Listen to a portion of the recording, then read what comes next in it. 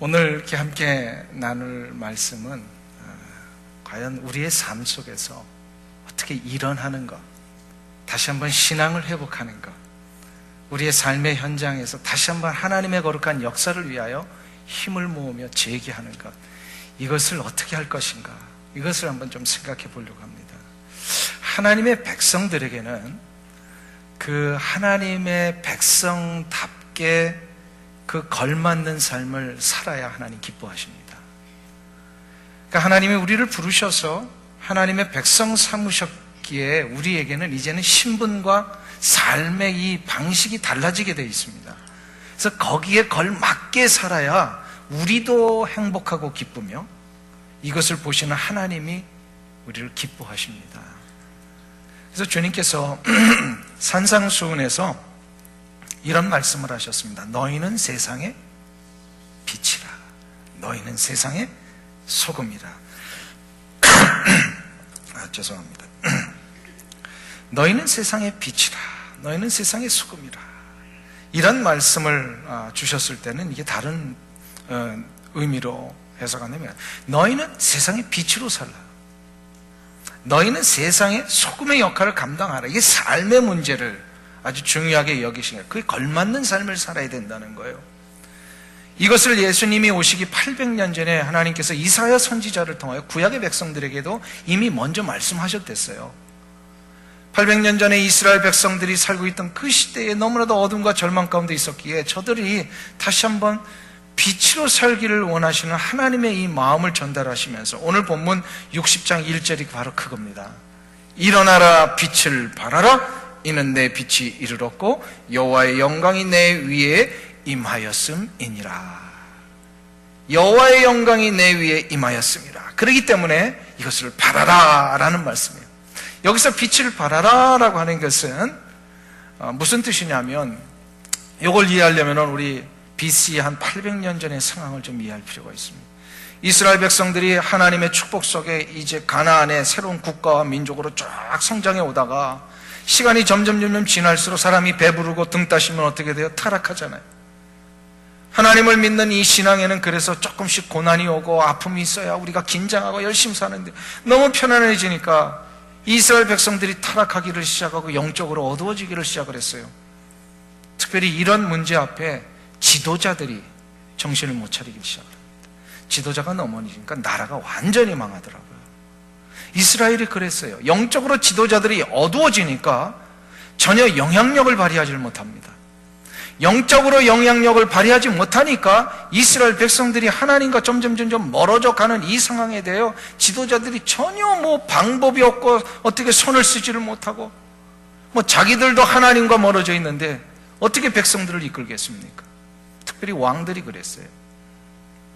그러니 지도자는 영적으로 어두워졌죠. 영향력을 발휘하지 못하죠. 백성들은 이 권력자들에서 수탈을 당하고 억압을 당하고 그러면서 이 주변 국가들에 의해서 이제 호시탐탐 이 이스라엘을 넘보려고 하는 이 강대국들에 의해서 자꾸 어려움을 당합니다. 마치 그 옛날 이조 마렵에 우리 한국 백성들이 도탄에 빠지고 권력자들 앞에 모든 거 다 뺏기고 또 외세에 의해서 나라는 어려워져서 소망도 잃고 그냥 절망 가운데 있었던 그런 모습처럼 이스라엘 백성들이 지금 그런 상황에 있어요. 그러니까 어두움 자체였습니다. 이런 상황에서 하나님이 저들을 보시니까 안타까우셨어요. 다시 한번 저들이 하나님의 백성답게 살아야 되는데, 저들이 하나님의 백성답게 그 걸맞는 삶을 살아야 되는데 이걸 못하고 있으니 하나님 보시기에 너무 안타까우셨어요. 저들을 다시 한번 하나님의 백성답게 살도록 일으키시기로 결심을 하셨어요. 그런데 가만 보세요. 하나님이 저들을 일으키시려고 하는데 이 세상에 살고 있는 그 어떤 인생도 자기의 절망과 아픔에서 스스로 일어날 수 있는 능력 있는 자가 있을까요? 없을까요? 없어요. 가만 보세요. 인생의 아픔과 절망 그 수렁 가운데 빠져 있으면요, 그 어느 누구도 자기의 힘으로 이것을 일으킬 수 있는 사람이 없더라는 거예요. 하나님 인간을 만드셨으니까 너무 잘 아시죠. 완벽하게 창조해 주셨는데 인간 스스로 죄 때문에 이런 모든 능력 다 잃어버렸어요. 그냥 내버려두면 안 되겠다 싶어서 하나님이 결심을 하셨습니다. 저들을 일으키셔야 되겠다. 그래서 일으키시는데 그 일으키는 방법이 무엇이냐면 저들에게 빛을 비춰주시는 거예요.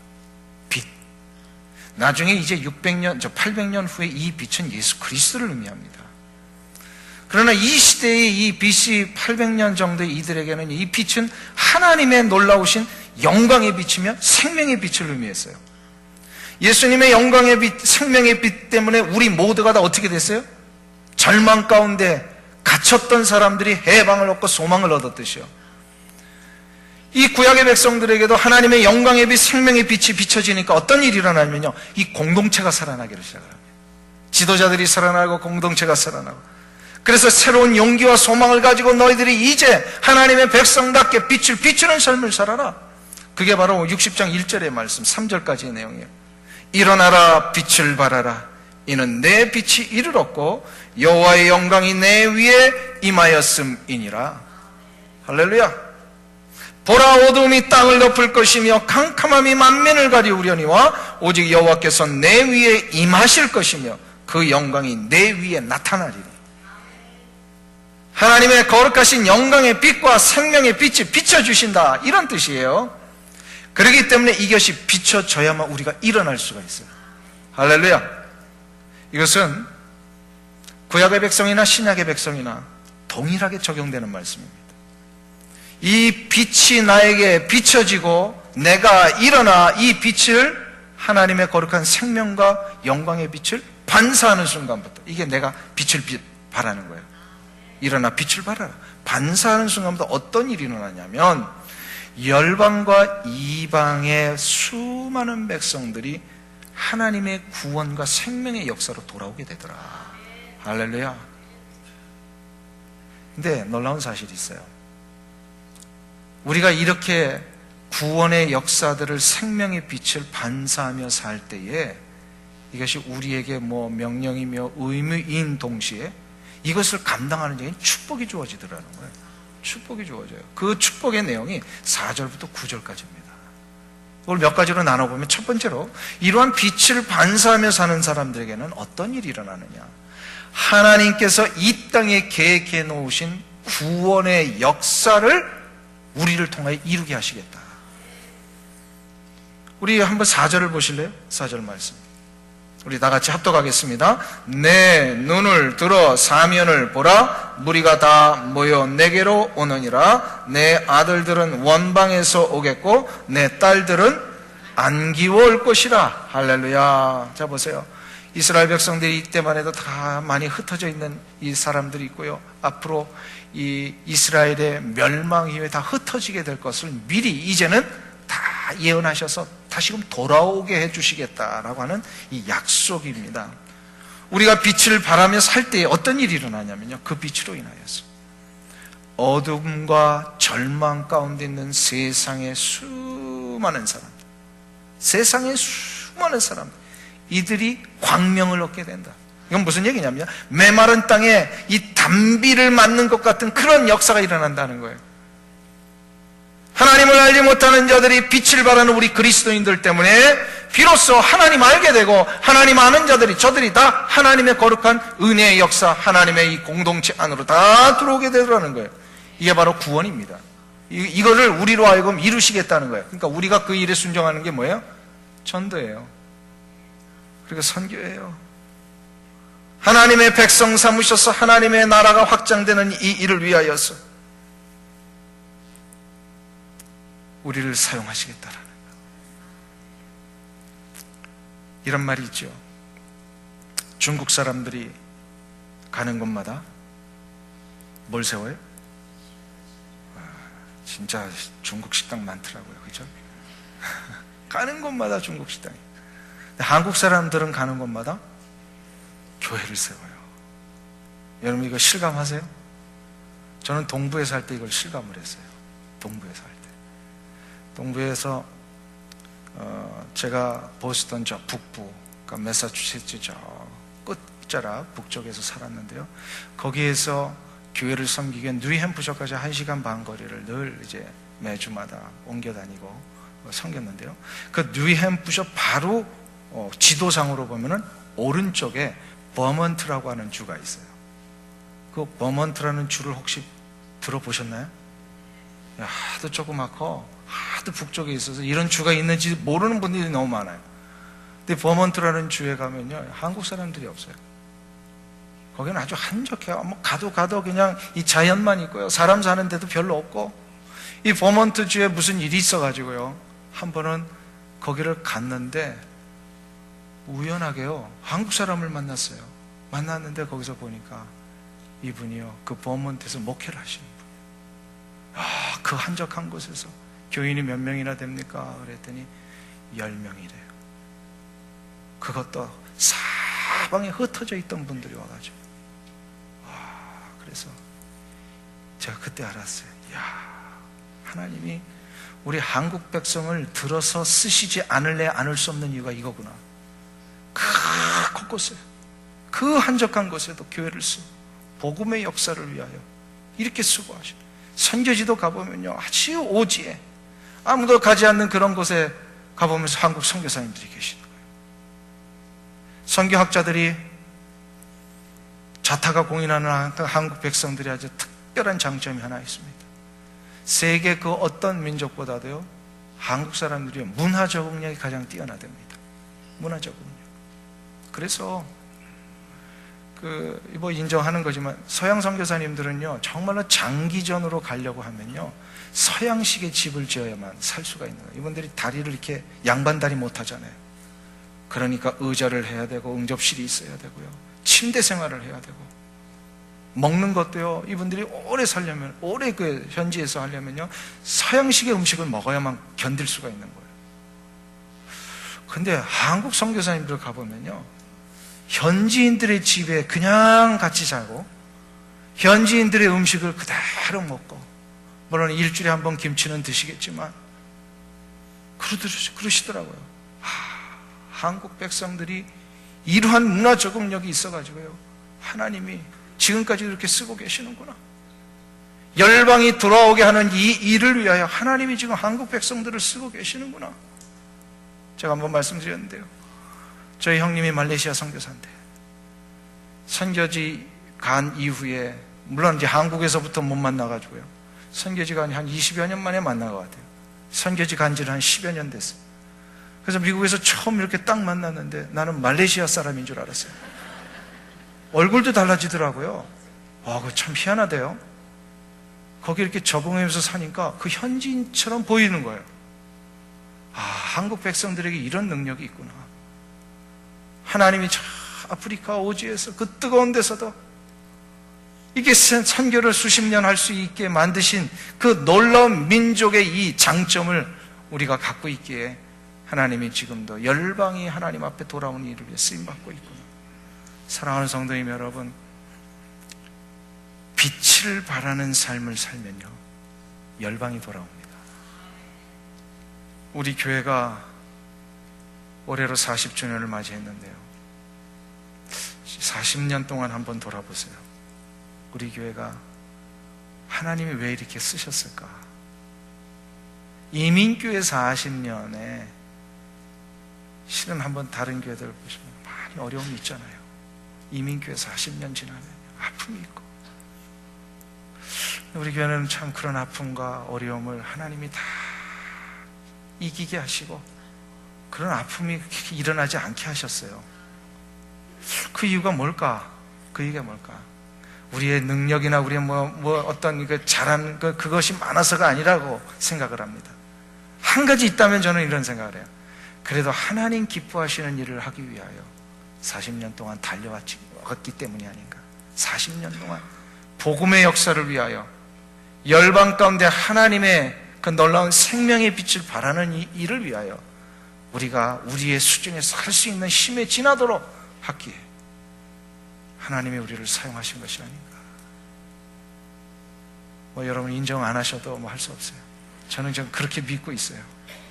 그렇게 믿고 이렇게 달려가는 것이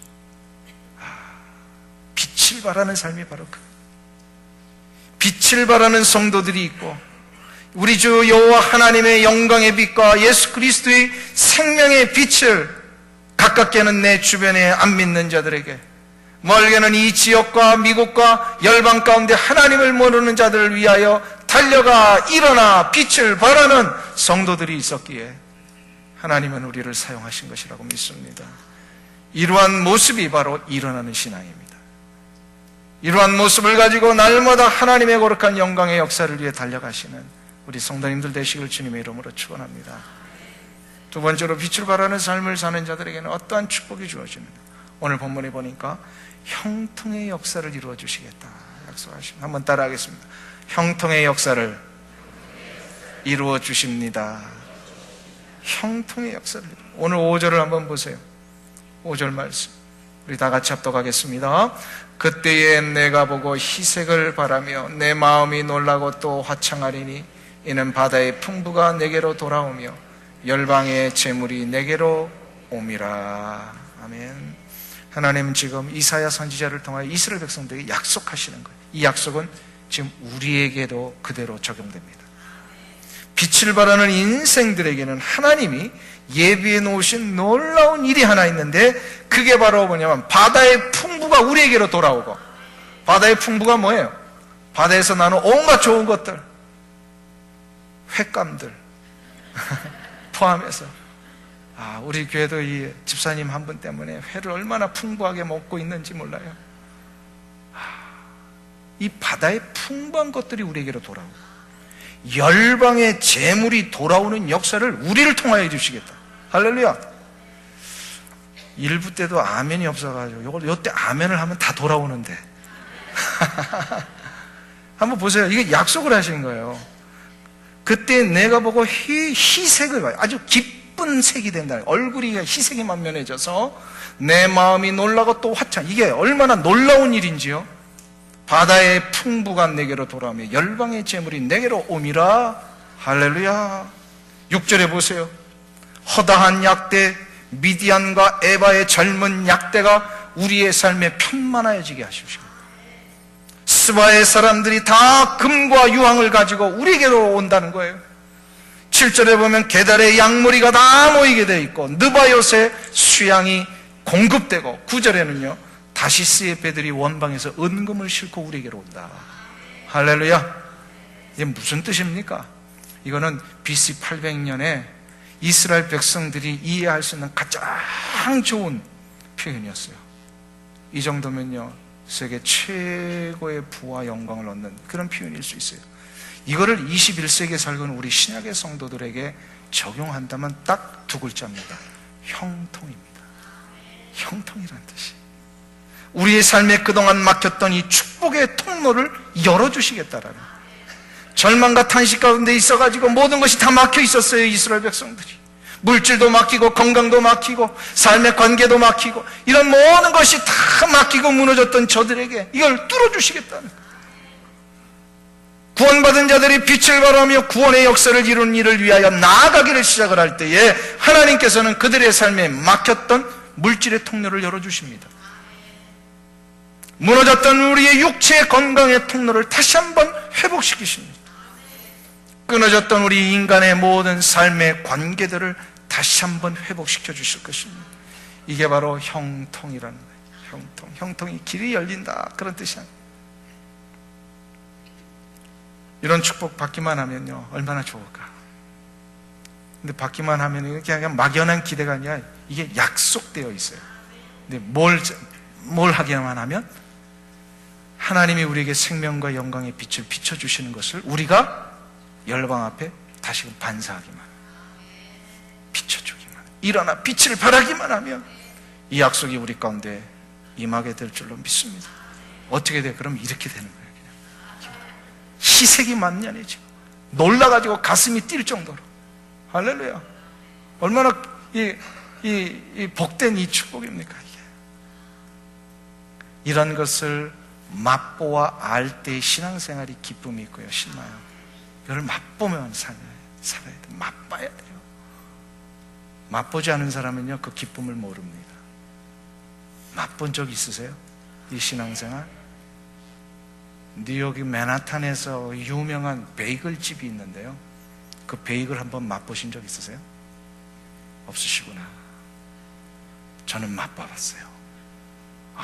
얼마나 맛있는지. 이거 막 뉴욕에 있는 사람들 맨하탄에 출근할 때요, 줄을 서서 그걸 기다려요. 그 바쁜 출근 시간에 그거 들고서 커피 한 잔 들고 자기 직장으로 가는 거예요, 이 사람들이. 우리 뉴욕에서 오신 분은 아시겠구나. 이거를 들고서요, 먹는데 길거리에서도 먹기도 하고, 뭐 자기 앉아서도 먹어요. 이거를 맛보아 아는 것이에요, 이게. 요 맛을 아는 사람이 비로소 베이글 맛을 안다라고 얘기합니다. 이 오렌지 카운티에 있는 베이글집하고는 조금 다르더라고요. 여기 있는 맛하고는 달라요. 거기에 있는 것을 맛볼 줄 알아야 돼요. 마찬가지예요. 하나님이 우리에게 약속해 놓으신 이 놀라운 형통의 축복을 한 번이라도 맛본 사람들은요, 신앙생활이 무엇인지를 알게 됩니다. 이 축복을 우리에게 보장하셨어요. 나는 여러분들이 모두가 다 이것을 맛보며 사시기를 축원합니다. 매일마다 우리의 삶 속에 막혔던 물질의 통로를 여시는 하나님의 은혜의 역사를 맛보시기를 원합니다. 육체의 아픔 가운데 계신 분이 있으십니까? 그 다음에 그 육체의 문제를 해결하시는 그 하나님의 놀라운 역사, 치유의 역사를 한번 맛보시기를 바랍니다. 여호와를 경외하는 자, 바로 하나님께서 그 영광의 빛을 그에게 비추셔서 치료의 강산을 바라셔서 그를 치료하실 때에 외양간에서 막 뛰쳐나온 송아지와 같이 뛰리라 그러셨어요. 말라기 선지자에. 할렐루야. 육체의 아픔, 하다못해 감기 걸려서도 감기를 낫게 해주실 기도해 보세요. 이번에 우리 금식 기도를 시작을 합니다. 금식하실 때에 특별히 육체의 회복을 기다리는 분들이 많이 계세요. 그래서 그분들의 이름을 적어가면서 그들을 위하여서 기도하는 시간을 가지게 될 것입니다. 기도 책자에 보면 여러분들이 그 대상을 쓰는 난이 있어요. 여러분이 기도해주고 싶은 분, 혹은 여러분의 개인의 이름 다 쓰셔가지고 하나님 앞에 간절히 기도해보세요. 하나님이 치료의 역사를 허락하십니다. 이때 그것을 한번 맛보아 경험해보세요. 이것이 기도의 능력이고, 이것이 하나님이 우리에게 약속하신 그 놀라운 형통의 축복이구나. 여러분에게 이 은혜가 임하시기를 간절히 소원합니다. 아멘. 마지막 세 번째로, 여호와의 빛을 바라는 삶을 사는 자들에게는 어떤 일이 일어나느냐? 하나님이 영광을 받으시겠다. 누구를 통하여? 나를 통하여 영광을 받으시겠다. 한번 따라하겠습니다. 하나님이 영광을 받으십니다. 이게 보통 축복이에요. 나를 통하여 하나님 영광 받으시겠다. 오늘 6절을 보세요. 거기 보시면 한번 같이 읽습니다. 허다한 약대 미디안과 에바의 젊은 약대가 내 가운데 편만할 것이며 스바의 사람들은 다 금과 유향을 가지고 와서, 할렐루야, 형통의 역사 때문에 세상의 모든 좋은 것들을 다 우리에게로 보내주시겠다 약속하셨네. 그 일 때문에 그것을 이루는 일로 쓰임받는 수많은 사람들의 입을 벌려서 찬송을 하시겠다. 놀라우냐. 7절을 보세요. 7절 같이 합독합니다.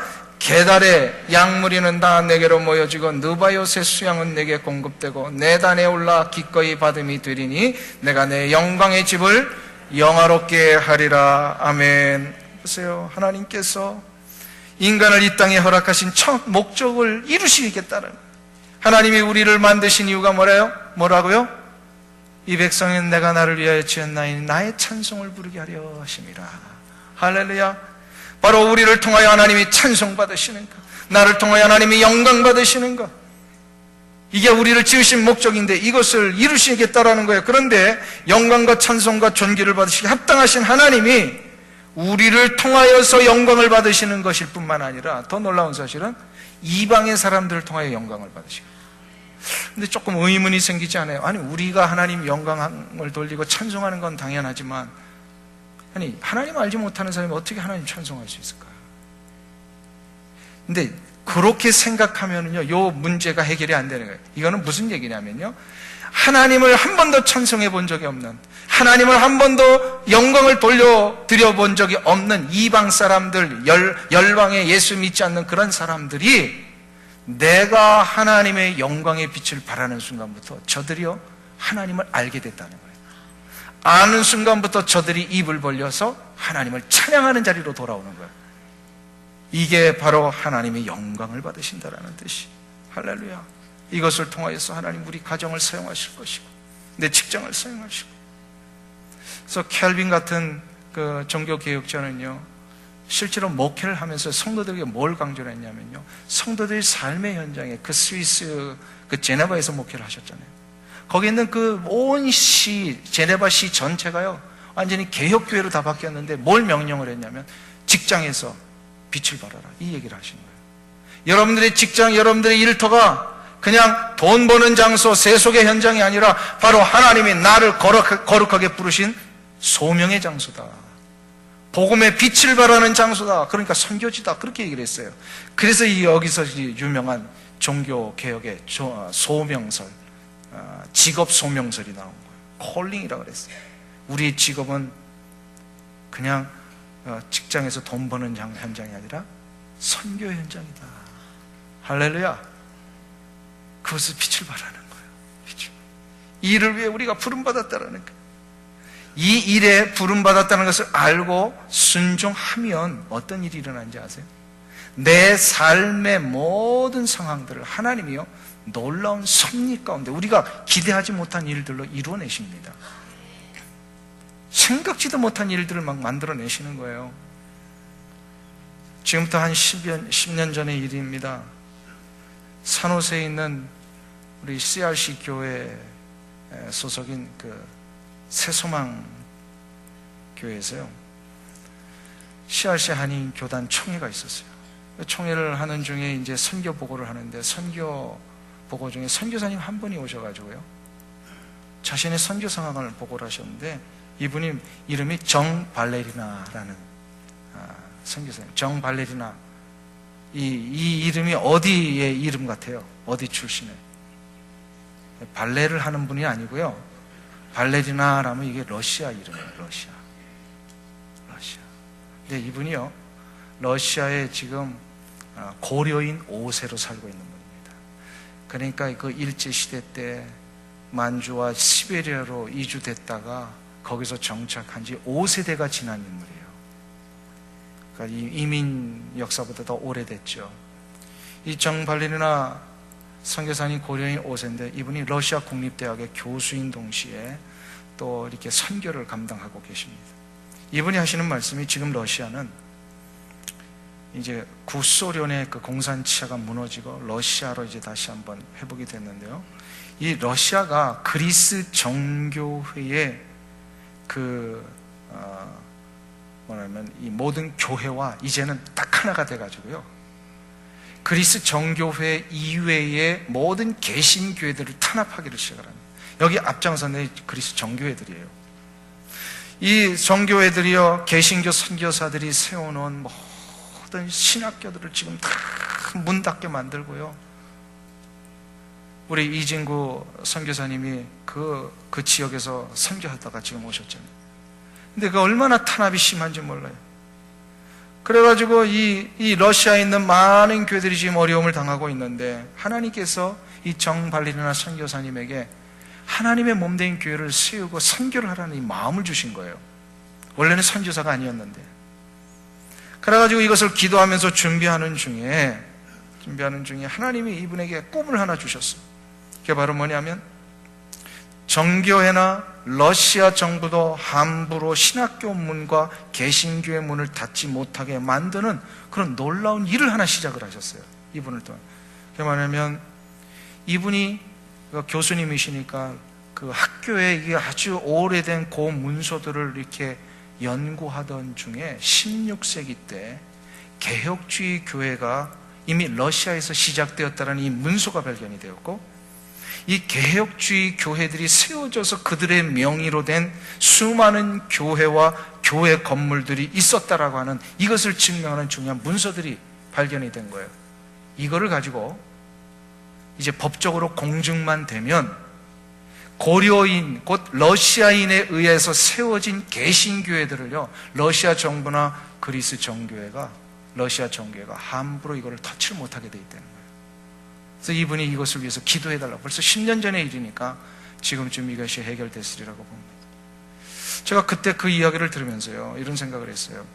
구소련의 공산주의 사상 하에서도 하나님이 교회들을 남겨놓으시고 회복해 하셨던 하나님, 그 하나님께서 러시아의 회복 이후에 점점 심각해지고 개신교의 탄압의 문제 때문에 힘들어지고 있는 저 상황들을 발레리나 선교사님이 발견한 이 한 뭉치 문서들을 통해서 하나님이 지금 조금씩 해결하고 계시는 것이 아닐까. 이 문서가 공중이 되면요, 16세기에 세워졌던 교회 모든 개신교회 건물들 다시 찾을 수 있다는 거예요. 16세기에 러시아 안에 있었던 모든 교회 운동의 새로운 부흥을 하나님이 이제 이 문서와 그 발레리나 선교사님을 통하여 이루어 가시겠다라는 이 놀라운 비전을 보게 하셨어요. 이걸 들으니까 그 자리에 계셨던 우리 씨아씨 목사님 막 흥분을 하면서 이것을 위해서 기도합시다. 이것을 위해서 기도합시다. 저는 분명히 믿습니다. 하나님께서 이방인을 통하여 영광을 받으시기 위한 놀라운 섭리를 지금 소련은 곧 러시아를 통하여 이루고 계시는구나. 근데 이것이 어찌 러시아만의 일일까요? 아니에요. 여러분들도 잘 아시는 연변과기대를 세우시고 지금 평양과기대를 세우셨던 정진경 총장님 아시죠? 참 훌륭하신 선교사님이신데요. 이분이 연변과기대가 너무 잘 되니까 이 북한 정부에서요, 우리도 그런 대학 좀 세워달라고 그래가지고 평양과기대가 세워진 거 아니에요. 이것을 위해 한국교회의 힘을 모아서 좀 세웁시다. 많은 모금을 하셔서 평양과기대를 세우기로 딱 하고서요. 물론 이제 나중에 그 일로 인하여 조금 정말 어려운 점도 있었습니다만 그때는 아주 순수하게 그게 됐어요. 그래서 이거를 기공식을 하는 날 그 평양 대동강변에서요 있었던 일이, 이거 기공식을 해서 첫 이제 포크레인으로 이 흙을 딱 떴는데 이 흙 속에 십자가가 발견이 된 거예요. 이 정진경 총장님과 이 모든 일을 같이 하는 사람이 다 놀랐죠. 이 땅 속에서 십자가가 나오니까. 그래야지 이것을 들고요, 정 총장님이 한국에 있는 역사학자들, 또 개신교 교회 지도자들, 그리고 오래된 목사님들 쫓아다니면서 이 십자가 도대체 어떻게 된 거냐고 이 고증을 하기를 시작을 했어요. 나중에 모두가 합의된 거예요. 그 장소가 그 옛날 토마스 선교사가 조선 마렵에 복음을 들고 대동강변에 들어왔다가 파선이 돼가지고 자기의 성경책 몇 개를 들고 이것을 조선의 분관들이죠. 조선의 포졸들한테 이걸 전해주고 거기에서 목배임을 당하고 죽었잖아요.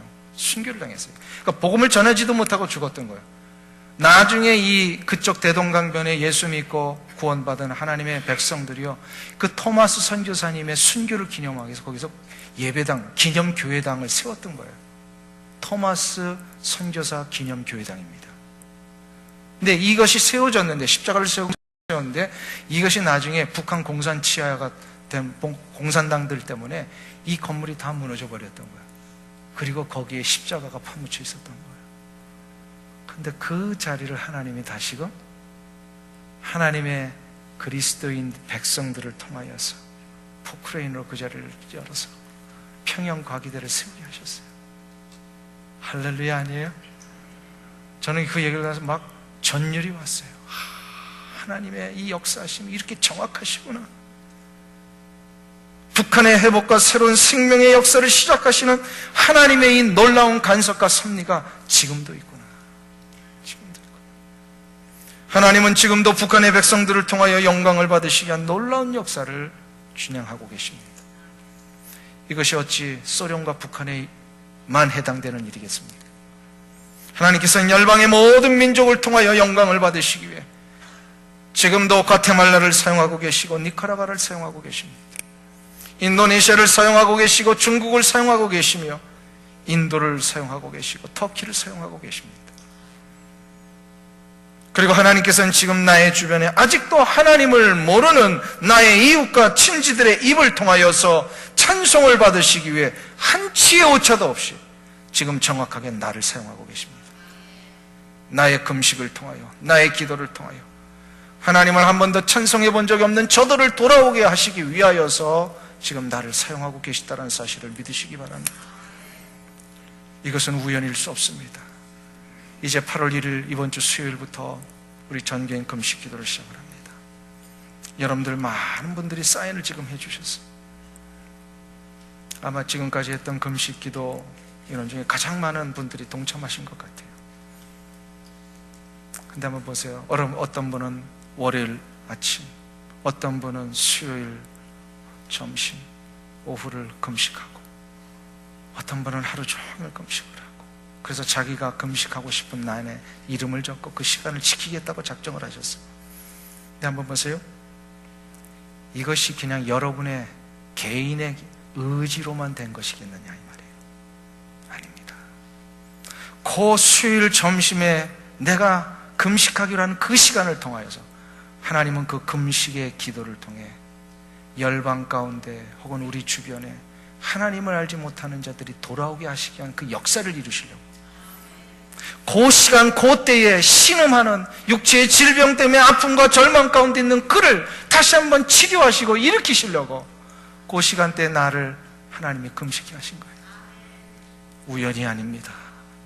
하나님의 놀라운 간섭과 섭리를 믿는 자들에게는 이 놀라운 회복의 역사가 일어날 것이며 이 일을 통하여 하나님은 영광을 받으실 줄로 믿습니다.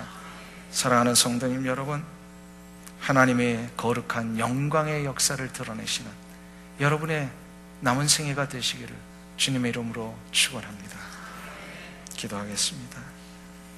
하나님 아버지, 우리 같은 인생, 보잘것없고 아무런 가치도 없는 자들을 불러내셔서 이렇게 놀라운 영광의 특권과 이 귀한 사역에 동참할 수 있도록 은혜를 베풀어 주시니 감사를 드립니다.